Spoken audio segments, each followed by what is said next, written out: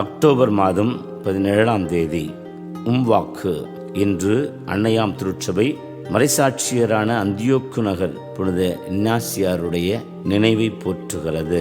காட்டு விலங்குகளுக்கு இரையாக போடப்படுகிற கொடூரத்தை கண்டு அஞ்சி ஒவ்வொருவரும் பின்வாங்குகிற சூழலில் தன் உயிர் போனாலும் இந்த நேரத்தில் தனக்கு அதை பற்றி அக்கறை இல்லை, அதை ஏற்றுக்கொள்ளுகிறேன் என்று சொல்லி முன்னோக்கி செல்லுகிறவர் இப்படி சொல்லுகிறார்: கோதுமை மணி அரைக்கப்பட்டு அப்பமாக மாறுவது போல இந்த விலங்குகளால் உண்ணப்பட போகிற என்னுடைய சதையும் உடலும் ஆண்டவருக்கு உகந்த அப்பமாக மாறட்டும் என்று தன்னையே கையளிக்கிற வீர புருஷராக விளங்குகிற இவர் கிறிஸ்தவர்களாக நம்முடைய வாழ்விற்கு மாபெரும் எடுத்துக்காட்டாக இருக்கிறார்.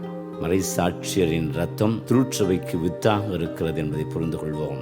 நற்செய்தியில யாருக்கு அஞ்ச வேண்டும் என்று நான் உங்களுக்கு சொல்லுகிறேன். ஆம், கொன்ற பிற்பாடு நரகத்தின் மீதும் மேலும் உங்கள் மீதும் அதிகாரம் கொண்டிருக்கிற அவருக்கே அஞ்சுங்கள்.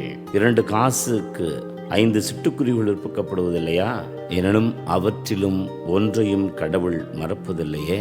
உங்கள் தலைமுடியெல்லாம் எண்ணப்பட்டிருக்கிறது, அஞ்சாதீர்கள், சிட்டுக்குருவிகளை விட நீங்கள் மேலானவர்கள் என்று சொல்லி இன்று அபயம் தேடி அவரை அடைகிற ஒவ்வொருவருக்கும் பாதுகாப்பு என்பது நிச்சயம், பராமரிப்பு என்பது நிச்சயம். நாம் சாதாரண மனிதர்களுக்கு அஞ்சி வாழ்வில் இப்படி நடக்கிறது என்று சொல்லி சூழ்நிலைகளுக்கு அஞ்சி போகிற நிலைகளை எல்லாம் தவிர்த்து அவர் மீது நம்பிக்கை கொண்டு வாழ்வோம். இறைவன் நமக்கு புது வாழ்வு அளித்து திடப்படுத்துவார்.